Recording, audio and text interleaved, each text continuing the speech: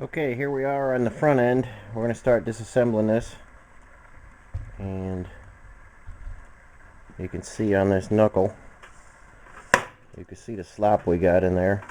So those bearings in there, I'm sure, are beat up or not adjusted right. It's not shimmed right. It's just flopping around.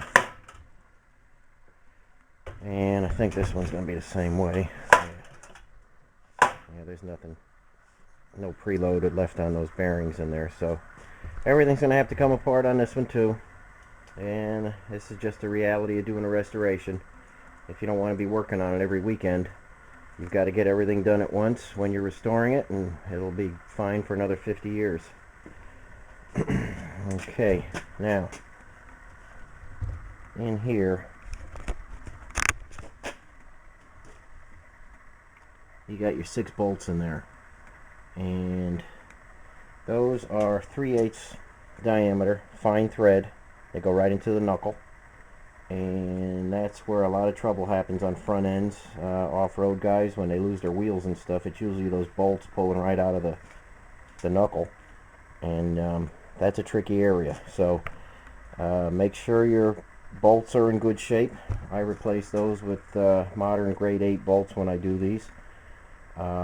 Make sure they're torqued properly, a little bit of Loctite on there, and if your holes in your knuckle are screwed up,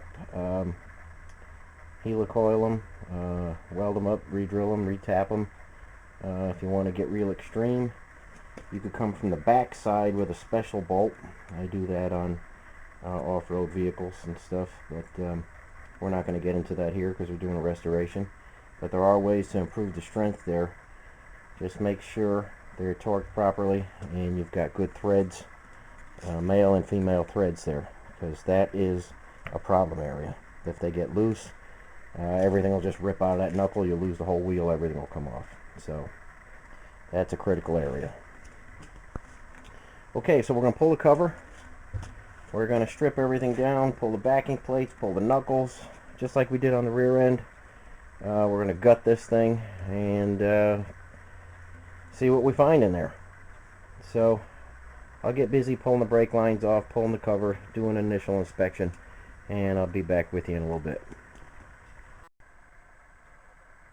Okay, this turned out just like the rear end, full of sludge, and basically this is what's coming out of here. Just garbage, you know. This is what the old oil and dirt that got in there turned into. So, not good. And I'm sure that did the same thing to all the bearings in there, so we're just going to go ahead and pull it apart. We'll get some fresh oil in there after it's cleaned out, and it won't get so sludgy after so many years. And you know, not good news, but we'll give a new life to this. So I will go after the knuckles next and show you what the bearings look like when I pull those apart, and we'll see what the axle shafts themselves looks like. Probably a Bendix in here, and hopefully they'll stay together and all the balls won't go flying around, but we're going to pull that off now and I'll show you how it goes. Okay, we got the backing plate off, and sometimes the spindle will fall right off for you, sometimes it won't. They can get tricky, so if they do, and I don't know how this one's going to be, but I'm just going to put the puller on it. Here's a spindle puller. You see it's got different size threads in there for different spindles. Basically it just goes on a slide hammer. I'll put that on the slide hammer now.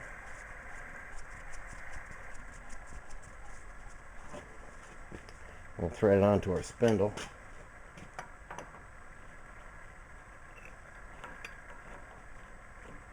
Main thing is, don't go after these spindles with a hammer and put marks in them. That's the last thing you want. So just that one little hit with the slide hammer, and that comes right off. And there's our spindle. And they don't look like they're in too bad a shape. We could polish those up and spin those on a lathe and polish them up nice. So Bushing looks pretty good. We'll inspect that better.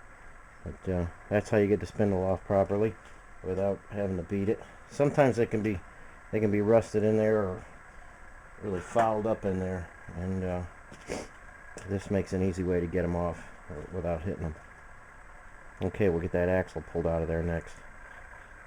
Okay, I'm going to pull that axle and take it over to the bench, see what it looks like.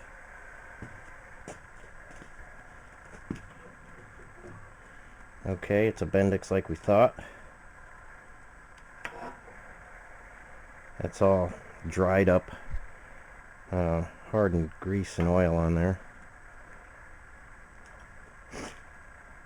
So we'll take this over to the bench and then inspect it after we wash it.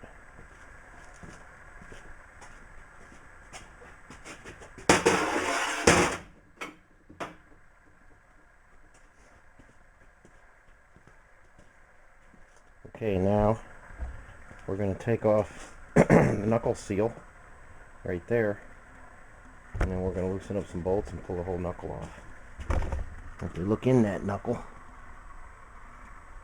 you can see in there not a bit of lube in there, and everything's all dried up and crusty, so that didn't help out. But we'll see what's going on with those bearings when we get that knuckle off. And I'm going to reset up on this side and be right back with you. Okay, this knuckle seal was an original, and the modern ones you get are just a piece of pressed steel now, and the original ones were this aluminum. And they're very nice when you can find the original style, but this one came apart. There's a piece of rubber, it's just all hard and dry. But this one came apart in many pieces. I don't know what happened there. It looks like the other one might be broken too. But all the pieces came apart, broken. So these aren't savable. So I think the owner of this has located a new old stock set for us, and that'll be nice to put on there instead of the modern stuff. It looks kind of crappy. But we'll put that in the junk parts and clean the rest of it out. Another piece of rubber in there. That's all dried. And we'll get the other side done too. And you can feel that's just real crunchy in there. So curious to see what's going on. Maybe we'll finish pulling this side apart right now.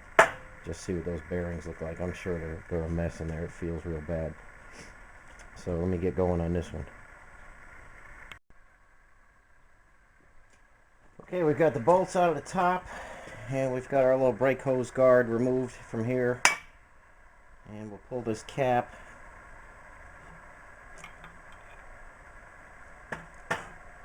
Then we can kind of move this out. There goes the top bearing. There's the bottom. And let's see if you can see in there. I could tell already that's a mess. Let's see what that top one looks like. Oh yeah, these are just junk. They're rusted. They're hardly spinning. These are in tough shape. So knuckles are going to get a good bath. We'll just carry this over to the bench. We'll get all that stuff out of there. Bearings will be changed. We'll reshim everything, and we'll get everything back to factory specs, because these are just a disaster. And you don't want a Jeep that's running all over the road or bad steering, and everybody gives them a bum rap because they say the steering is bad, but when you get everything right and you have everything adjusted to factory specs, they steer just fine.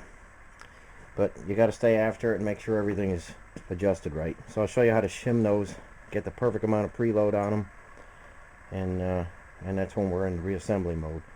But we've got a lot of cleaning to do, got some more tear down to do, and some sandblasting before we get back to reassembly. So there's a lot going on, and I'll show it to you as it happens. Okay guys, here we are on the front end, and it's exactly the same as we did on the rear end. We're going to use the puller to get the yoke off.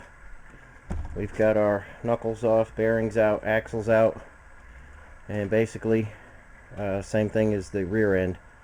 So if you need a little more detailed information, check out the rear end video. And we're just going to get that pinion out, get the seal out, and this one's going to be ready for sandblasting as well.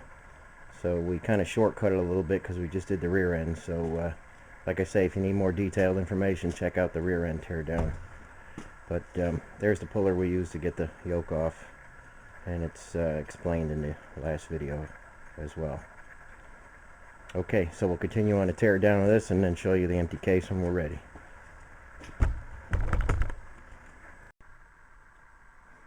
Okay guys, one thing different about the front end is you got your axle seals on the inside here. That one's about ready to pop out.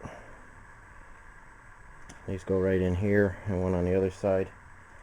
And normally I just get a bar in there and try and pop them out.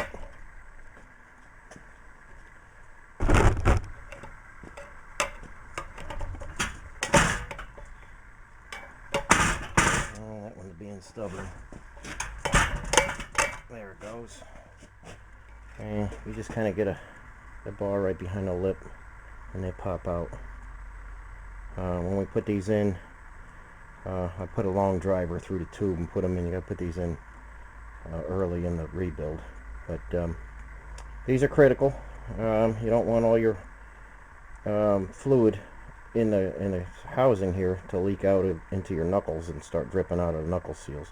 So these seals are kind of critical. Want to get those in nice and square. And again, you put, the newer ones would have a spring here, but you always want to put the spring towards the oil. So these would have to go in like this, and the new ones would have a spring there, not like this. So you want the spring towards the oil, and that's true with just about every seal. So that is a bare housing. Everything is stripped off, and we'll get to plugging this one up, and again another piece for the sandblast pile. So that about does it for the tear down of the front and rear end.